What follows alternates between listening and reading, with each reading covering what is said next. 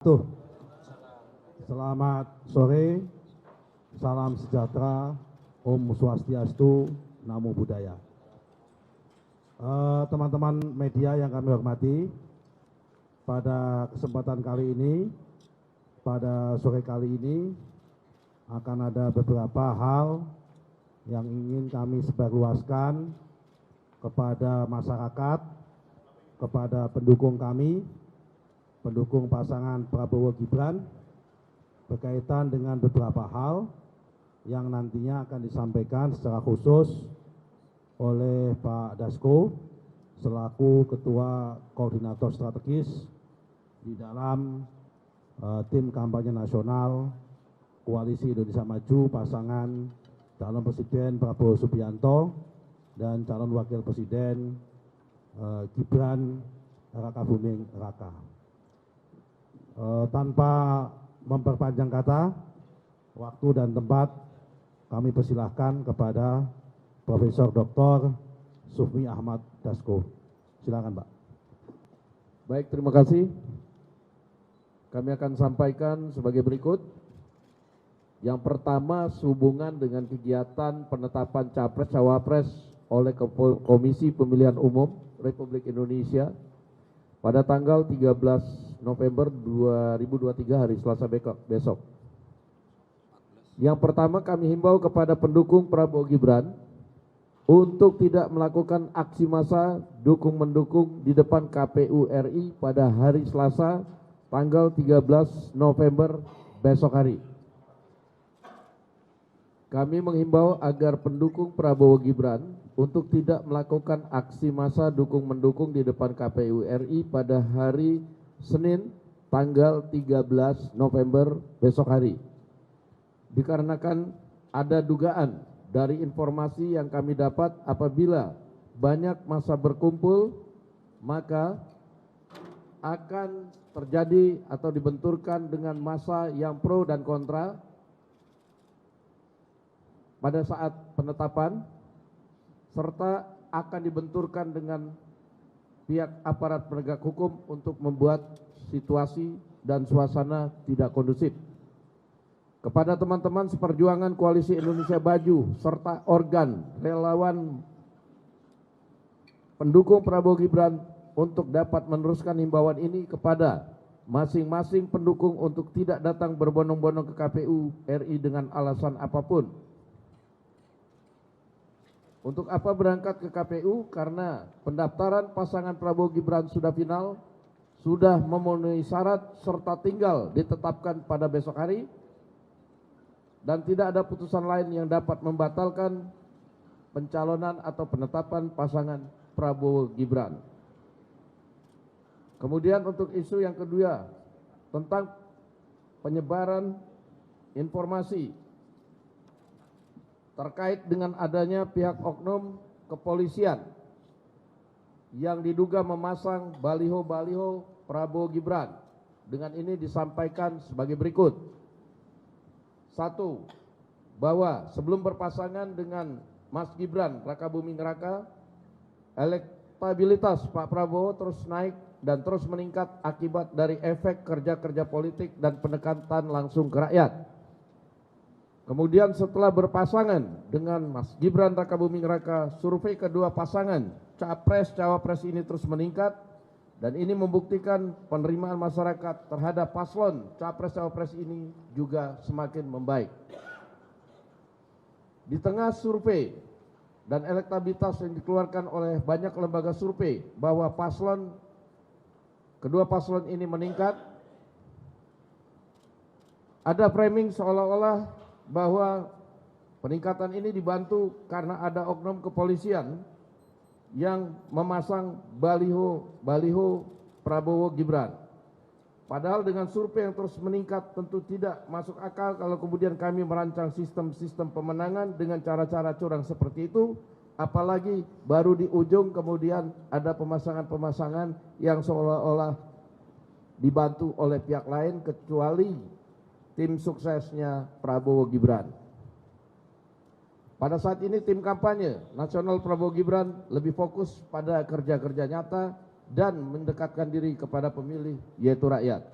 membuka mata rakyat Indonesia, membuka mata kaum muda bahwa dalam sosialisasi program kerja Prabowo Gibran untuk kemajuan Indonesia di masa depan, kami menghimbau kepada semua pihak-pihak untuk kerja cerdas, kerja cermat, dan kita semua menyatakan paslon-paslon dari 3 paslon ini adalah putra-putra terbaik bangsa yang tentunya harus mengedepankan program dan berkampanye secara santun serta memelihara suasana pemilu yang kondusif dan damai. Demikian dari kami tim kampanye nasional Prabowo Gibran, Ketua Koordinator Strategi Sufmi Dasko Ahmad, Sekretaris Nusron Wahid. Terima kasih kepada Pak Dasko. Saya kira sudah terang benderang, sudah memenuhi ekspektasi daripada teman-teman media untuk mendapatkan oleh-oleh pemberitaan yang cukup besar pada hari ini.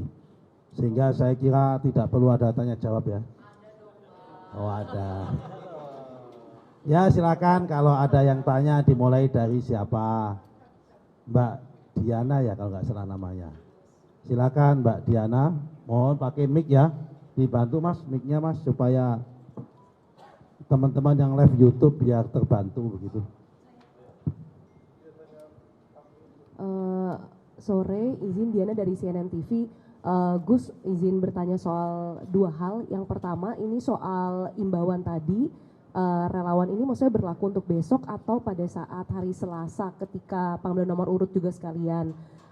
Kemudian yang kedua ini soal isu terkini, soal pernyataan Pak Surya Paloh, kemudian Bu Mega, Pak Ganjar yang menyebutkan bahwa belakangan negara dan aparatur ini dibawa melayani kepentingan pribadi dan golongan, termasuk tadi oknum yang tadi Bang Dasko bilang. Mungkin boleh dijelaskan sebenarnya dari TPN menanggapi hal ini, apakah merasa TKN, sorry Bang, jangan marah Bang, merasa tersindir atau seperti apa Bang? Silakan. Cukup Gus, yang lain? Yang lain silakan kalau mau nyambung. Selamat sore semuanya. Ya. Saya Nia dari Harian Kompas. Sebenarnya menyambung dari pertanyaan Mbak Diana yang nomor 2 tadi Bang. Jadi beberapa hari yang lalu dari beberapa elit dari TKN juga sempat mengadakan jumpa pers menyebutkan bahwa TKN mendengar informasi ada gerakan untuk menggagalkan pencalonan Mas Gibran gitu. Nah, apakah kemudian banyaknya pernyataan dari tokoh-tokoh penting yang menggelinding sampai hari ini itu yang dimaksud oleh TKN saat itu, dan mungkin apakah TKN menyiapkan strategi khusus untuk mengantisipasi hal tersebut? Terima kasih. Satu lagi ya. Nah, satu lagi silakan. Dari siapa Mbak? Ya izin Anissa dari. Ini kok istimewa perempuan semua yang tanya. Dari Kumparan Gus Bang. Kumparan, masih berkaitan dengan yang tadi, banyak juga kan dari pendapat masyarakat kalau memang sih ini tidak cacat secara aturan terkait capres-cawapres tapi dinilai cacat moral. Nah bagaimana TKN menanggapi kalau pencalonan Mas Gibran itu cacat moral dan berikutnya nanti bisa digugat di penetapan capres-cawapres dan hasilnya gitu. Terima kasih. Ya, oke, terima kasih. Pak Dasko mau menanggapi, silakan Pak Dasko. Yang pertama itu tadi himbauan adalah untuk hari Senin besok pada saat penetapan, karena banyak beredar di WA Group untuk ada aksi massa. Yang pertama meminta KPU untuk tidak menetapkan atau kemudian mencoret paslon Prabowo Gibran.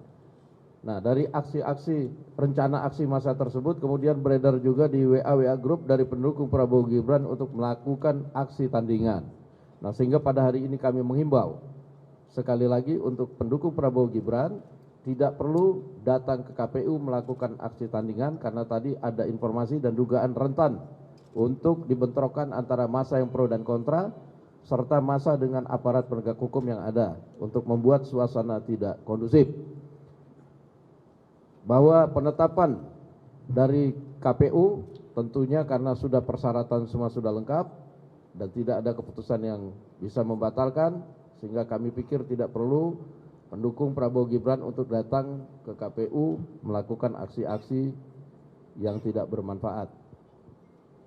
Kemudian sebagian saya jawab, sebagian nanti Gus Nusron yang jawab. Bahwa kemudian beberapa teman yang melakukan di TKN, misalnya konvers bahwa banyak pihak yang ingin menggagalkan, yaitu antara lain ya tadi beberapa aksi termasuk kemudian melakukan pelaporan ke MK-MK untuk kemudian meminta supaya MK-MK kemudian membatalkan keputusan MK soal masa syarat-syarat sebagai cawapres. Padahal syarat-syarat sebagai cawapres yang diputuskan itu pertama bukan cuma untuk Mas Gibran, tetapi untuk kaum muda di Indonesia. Bahwa keputusan MK-MK telah diputus, bahwa keputusan MK tidak dapat dibatalkan. Tadi kalau dibilang cacat moral itu kita perlu uji, karena hakim MK-MK yang kemudian pada saat itu mengadili, itu juga kurang alat bukti, tidak mendatangkan alat bukti, tidak ada saksi, dan sekarang juga sedang dilaporkan ke MK-MK. Kalau itu bicara soal cacat moral, kita akan lihat masih ada proses-proses yang sedang berlangsung. Demikian, mungkin Gunung akan membantu menjawab yang lain. Baik, terima kasih. Saya akan mencoba untuk menambah. Setidaknya ada 3 isu yang disampaikan oleh bapak-bapak dan ibu-ibu tokoh besar. Seperti Pak Surya Paloh, seperti Ibu Mega hari ini, dan juga Mas Ganjar selaku Capres juga menyampaikan hal yang sama. Yang pertama adalah isu tentang penyelewengan aparatur negara untuk kepentingan kekuasaan tertentu. Kemudian yang kedua adalah adanya manipulasi hukum yang itu dicerminkan dari hasil MK dan MK-MK. Yang nomor 3 adalah sedang diamplifikasi seakan-akan pasangan Prabowo Gibran itu adalah cacat moral dan tidak mempunyai legitimasi moral dan tidak absah. Kira-kira 3 poin itu kami catat di seminggu ini sampai hari ini, pertanyaan-pertanyaan besar yang muncul. Izinkan kami menjawab yang pertama. Pak Prabowo Gibran ini adalah partai-partai pendukungnya, partai-partai yang tidak cakap dan tidak terbiasa mempunyai pikiran bagaimana caranya untuk abuse of power. Pikiran saja tidak pernah, apalagi pengalaman untuk melakukan. Kecuali Golkar pernah pengalaman zaman Orde Baru, partai kami. Tapi itu pun tokoh-tokohnya sudah banyak yang wafat. Ya kan? Nah, karena itu kita lihat justru sebaliknya. Yang punya pengalaman untuk melakukan abuse of power itu siapa? Kami nggak mau sebut. Tapi yang jelas, hari ini saya membaca berita di salah satu media online. Ada kabar dari Jawa Tengah. Baca aja di media online. Saya barusan dapat kiriman linknya. Ada salah satu relawan kami yang melaporkan ke ini bahwa banyak dikeluhin oleh ASN ya kan, maupun kepala dinas yang dipanggil oleh PJ bupati-bupati di daerah Jawa Tengah yang diminta untuk membantu dan memenangkan pasangan tertentu. Itu silakan dibaca di media online, ada. Malah justru kalau gitu, kalau mengatakan ada penyelewengan, ini seakan-akan sebaiknya bapak-bapak yang mengatakan penyelewengan itu sebaiknya berkaca pada diri sendiri. Sebetulnya siapa yang mempunyai pengalaman penyelewengan itu? Ini yang pertama tentang isu penyelewengan. Kita semua di TKN mempunyai tekad yang bersama di Koalisi Indonesia Maju ini, pasangan Prabowo Gibran ini menang dengan cara elegan, menang dengan cara martabat, dan menang dengan secara fair, jujur, adil, dan transparan. Kita ingin mengawal proses pemilu ini secara demokratis, secara akuntabel, dan tidak boleh tercederai oleh praktek-praktek seperti adanya penyelewengan dari oknum-oknum aparat apapun. Kita semua bertekad untuk itu. Ini yang pertama. Kemudian kedua, mengenai adanya manipulasi hukum. Kalau manipulasi hukum itu dimulai dari adanya yang kebetulan proses judicial review atas undang-undang pemilu, ya kan, terhadap undang-undang dasar, yang kebetulan ketua MK-nya adalah Pak Anwar Usman, yang delalah Pak Anwar Usman ini adalah istrinya meninggal di tengah jalan, kemudian menikah mendapat adiknya Pak Jokowi di tengah jalan juga ketika sudah menjabat. Kemudian ada isu ini. Pertanyaannya adalah, di dalam pasal 46 Undang-Undang MK, keputusan sidang-sidang MK itu diputuskan secara kolegial. Satu hakim mempunyai hak yang sama dan telah dibuktikan oleh MK-MK. Tidak ada satu saksi pun yang mengatakan bahwa Anwar Usman bisa mempengaruhi hakim-hakim yang lain. Ini terus kalau ada mengatakan manipulasi, manipulasinya ada di mana? Wong undang-undang mengatakan bahwa masing-masing hakim mempunyai hak yang sama. Dan Anwar Usman sendiri pun meskipun kepala mempunyai hak yang sama. Dan kebetulan posisinya 54. Dan itu dibuktikan dalam MK-MK. Kemudian menyikapi adanya MK-MK lain. Toh kemudian dari 6 orang yang diadukan dalam MK-MK semua dinyatakan salah dengan bobotnya masing-masing. Kalau Pak Anwar Usman mendapatkan bobot paling besar, ya wajar, wong beliau adalah kepalanya atau ketuanya. Yang namanya ketua pasti kalau ada prestasi, prestasinya paling banyak. Kalau ada kesalahan, pasti kesalahannya paling banyak, namanya juga ketua. Kan nggak mungkin kalau ada ketua, kesalahannya sedikit. Kalau ada yang masalah, kalau ada kebaikan, kebaikannya sedikit. Ini namanya ketua. Nah, kemudian masalah dikatakan cacat moral dan tidak mempunyai keabsahan. Undang-undang mengatakan bahwa yang namanya keputusan Mahkamah Konstitusi adalah final dan banding, mengikat. Terus kalau dikatakan cacat legitimasinya, legitimasi di mana? Ini adalah persepsi, ini adalah insinuasi, ini adalah angan-angan dalam rangka proses pembusukan, dan itu adalah cara-cara tidak sehat dalam proses demokrasi. Karena demokrasi itu berdasarkan fakta, bukan berdasarkan pada persepsi dan informasi, tapi berdasarkan dengan fakta dan keadaan. Nah, karena itu kami himbau pada Bapak sekalian, kami menghormati kritik kepada para elit bangsa. Ayo kita sama-sama ke depan berkompetisi dengan sehat. Kita membangun peradaban, membangun demokrasi yang sehat, ya kan? Semua kita mempunyai komitmen yang sama, dan kami tidak mungkin ingin menarik jarum mundur seakan-akan kita akan mematikan demokrasi. Ini pemilu langsung.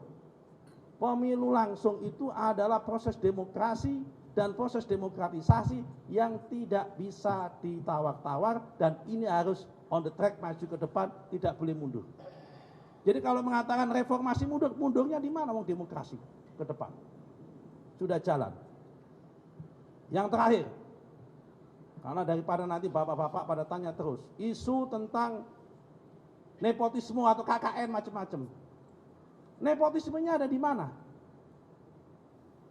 Yang namanya nepotisme itu kalau Pak Jokowi mengangkat anaknya jadi menteri, ada bupati mengangkat istrinya jadi kepala dinas, ada bupati mengangkat keponakannya jadi kepala dinas. Jabatan-jabatan yang sifatnya itu appointed, yang dipilih, diangkat. Yang diangkat, bukan dipilih, mohon maaf. Sementara jabatan presiden, wakil presiden, anggota DPR ini adalah jabatan elected. Jabatan yang dipilih oleh rakyat, yang mandatnya itu dari rakyat. Pertanyaannya adalah, kalau toh Pak Jokowi kemudian memilih anaknya Mas Gibran menjadi wakil dalam pemilu nanti, apa cukup hanya satu orang Jokowi bisa menjadikan presiden kalau rakyat tidak mau? Jadi ini mandatnya adalah karena elected adalah mandat daripada rakyat. Ini bukan appointed. Tidak ada kata-kata istilah nepotisme dalam jabatan yang sifatnya elected atau jabatan yang dipilih oleh rakyat, karena sesungguhnya yang memilih ini rakyat, bukan yang memilih Jokowi. Bukan lagi yang memilih Jokowi. Kalau dia jadi menteri yang memilih Jokowi. Kalau jadi dirjen yang memilih adalah presiden Pak Jokowi, rekomendasi dari menterinya. Tapi ini adalah jabatan yang sifatnya elected, yang memilih sekali adalah rakyat. Mandatnya adalah dari rakyat. Persoalannya adalah apakah Pak Jokowi bisa merekayasa mandat dari rakyat? Tidak bisa. Uang 180 juta ya? Hah? 240 juta rakyat yang memberikan mandat itu masa bisa direkayasa? Sama saja kalau begitu mengatakan bahwa bapak-bapak atau mbak-mbak semua insan media itu bisa direkayasa. Wong sampean juga mempunyai hak yang sama dengan Pak Jokowi, satu suara dalam memberikan mandat nanti itu. Saya kira clear sikap kami menyampaikan ini untuk menjawab supaya masalah ini terang benderang. Ayo kita adu gagasan untuk Indonesia ke depan. Kita komited terhadap demokratisasi, kita komited terhadap penegakan hukum, kita komited terhadap hak asasi manusia, kita komited terhadap hal-hal yang lain yang sifatnya sudah permanen, sudah manifest, dan sudah menjadi konsensus dalam bangsa Indonesia. Apa kemudian kalau kita menang, kemudian kita akan mengubah supaya pemilu nggak langsung? Enggak. Kita komited kok untuk demokratisasi. Saya kira itu Pak ya. Terima kasih. Cukup?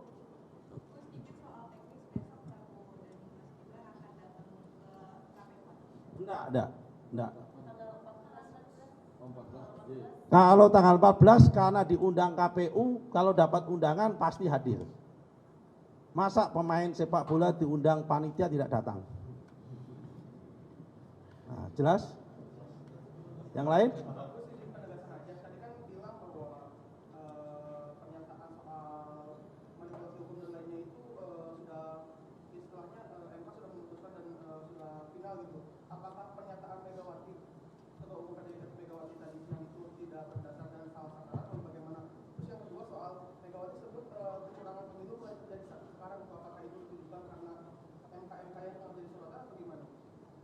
Pertandingan belum dimulai dan belum selesai, kita tidak bisa mengatakan di mana letak ada penyelewengan. Kampanye saja belum dimulai, kok sudah mengatakan ada penyelewengan.